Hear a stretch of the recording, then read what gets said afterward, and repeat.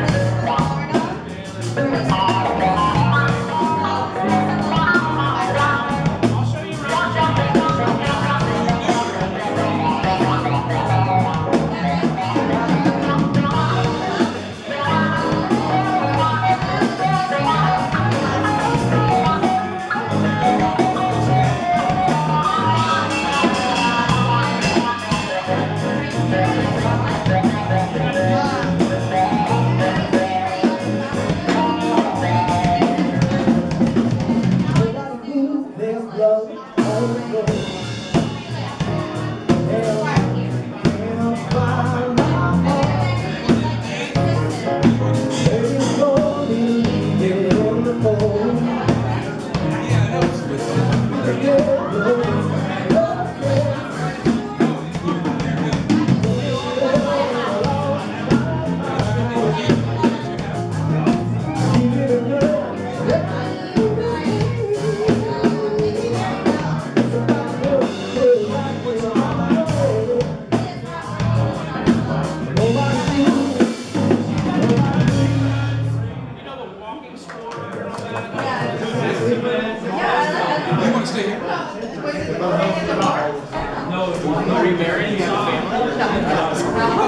you're really hot property. Yeah,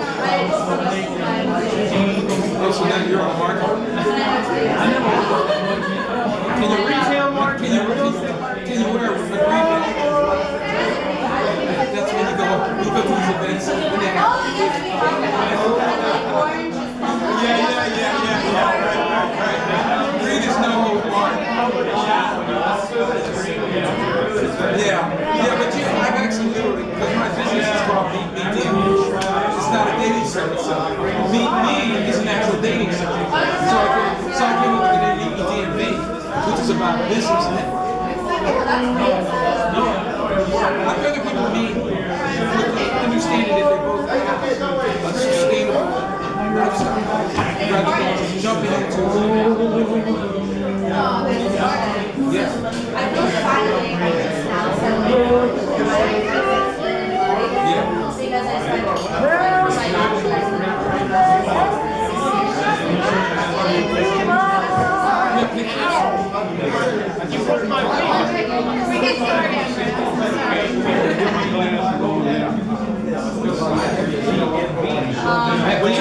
USCC, Maryland, Virginia. Yeah, okay. I know. Did my vaccination.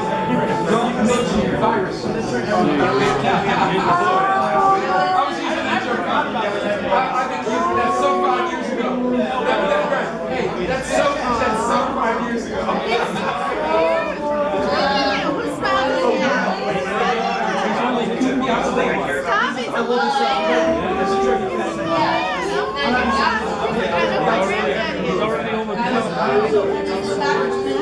That's great granddaughter. Oldest granddaughter.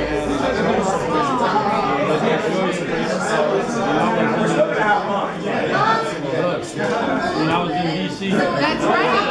They were there. They were stuck there. They were stuck there. I was just outside the hotel. Yeah, that was really nice. I live like in a neighborhood. I couldn't leave my house for like a week because there was like no sidewalk. That's me at the Capitol. Oh wow! In the White House. Very cool. We had a little meeting with the White House. Anyway,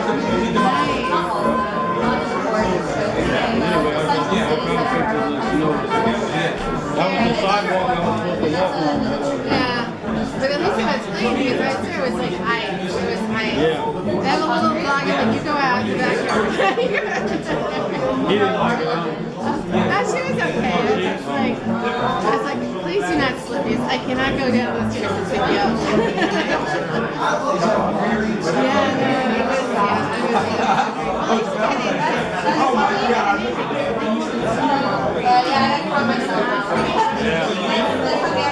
To go in for it. Yeah. You needed a hand. No, like, I don't know why it hurts me. Normally you can have a snowboard. That's wouldn't even affect. No, so when I took the back of my hammer, it like chopped. So I pick it up and I throw it. Okay, can you crop it? And then I had my neighbor who had to get his car out. Water weighs like 7 pounds. Oh, yeah, but the thing is, it's only frozen on the top. So my neighbor, I go, trust me, take the hammer. And I just tell you, my neighbor was like, if you need anything done in your house, anything. It's just, I was like, I gotta solve this problem. And I feel because there's no problem I can't solve. So it's like, I'm not very At least you had a good neighbor. Yeah, I did. I like it with my hammer, so that was, I got a good neighbor. Yeah. No, I live in a very nice neighborhood. Everyone's out like,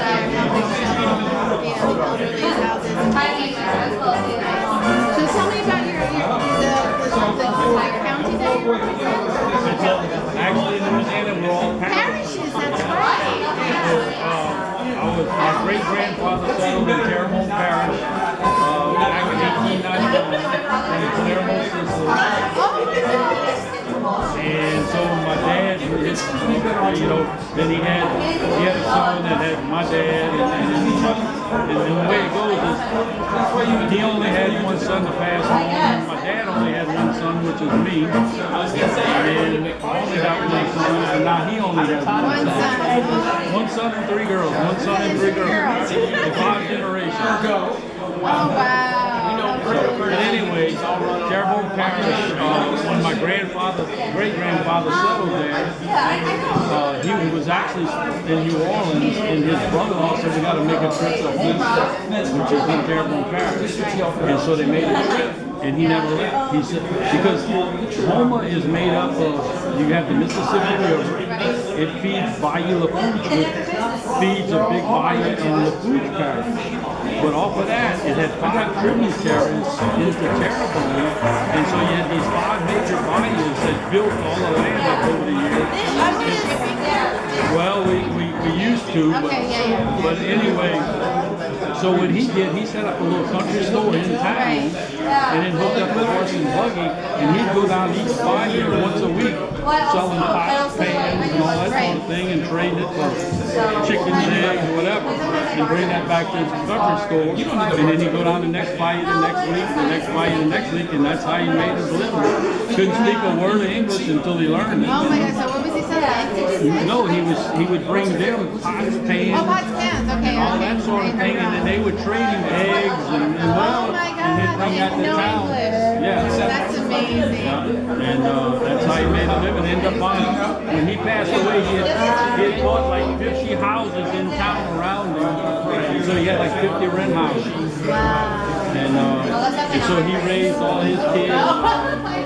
You know, they were all professionals, either principals, school teachers, dentists, nurses. And he had like 13 kids. And even the women were. Right. He made sure everybody got an education out of that little store. There was only the 2 oldest daughters didn't go to universities that they managed the store and counted the money. But made sure all the other kids, the other 11 kids went through college. And then you have my grandfather was the oldest, and he met a lady in New Orleans whose last name Tangelosa. Okay. Well, when he brought her home, his dad got all upset saying we feuded with them in the mother country. So it was like a Romeo and Juliet story. They disinherited him, and so he ended up getting married her anyway, then had my dad and 3 girls.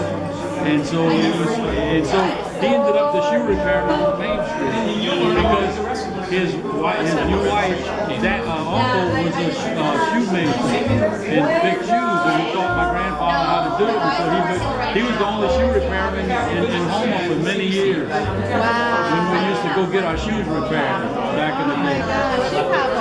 Yep. Wow. Yep. And so my dad ended up in the oil field.